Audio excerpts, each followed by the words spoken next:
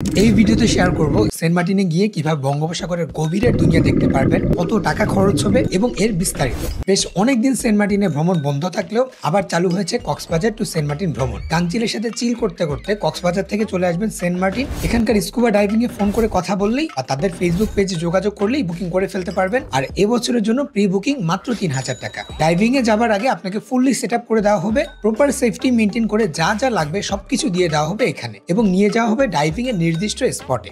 12 litre tank দেখে যতটা পাতলা মনে হচ্ছে আসলে ঠিক অতটাও পাতলা না। সাথে তাদের এক্সপার্ট ডাইভারও থাকবেন। সমুদ্রের নিচে যাবার আগে আপনাকে বেসিক ট্রেনিং এবং প্র্যাকটিসের মাধ্যমে সবকিছু শিখিয়ে দেওয়া হবে।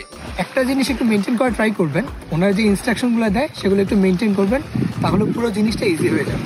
ডুব দেওয়ার সাথে সাথেই দেখা মিলবে নানা রকমের মাছ আর জীবন্ত কোরালের। জীবন এখানে একেবারেই অন্যরকম। অনেকের ধারণা সাঁতার না জানা থাকলে ডাইভিং করা যাবে না, কিন্তু এই ধারণা একেবারেই ভুল। তবে হ্যাঁ, সমুদ্রের নিচে কানের পর্দা ফেটে যাবার মতো পানির চাপ আর তীব্র লবণ পানির কারণে চোখ জ্বালাপোড়া করা খুবই স্বাভাবিক। এ নিয়ে প্যানিক করা কিছু নেই। আপনি প্যানিক যত কম করবেন, যত ধীর, যত শান্তভাবে ডাইভ করবেন, তত বেশি লম্বা সময় এনজয় করতে পারবেন। তবে সমুদ্রের প্লাস্টিক এবং অন্যান্য আবর্জনা এর ইকোসিস্টেমে বেশ ইফেক্ট ফেলছে। একবার করে সাহস পেয়ে গেলে আবার করতে ইচ্ছা করবে।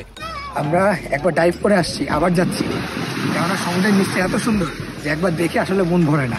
আর সেন্ট মার্টিনে এসে যদি সুযোগ থাকে তাহলে এই এক্সপিরিয়েন্সটা নিতে কখনোই মিস করবেন না।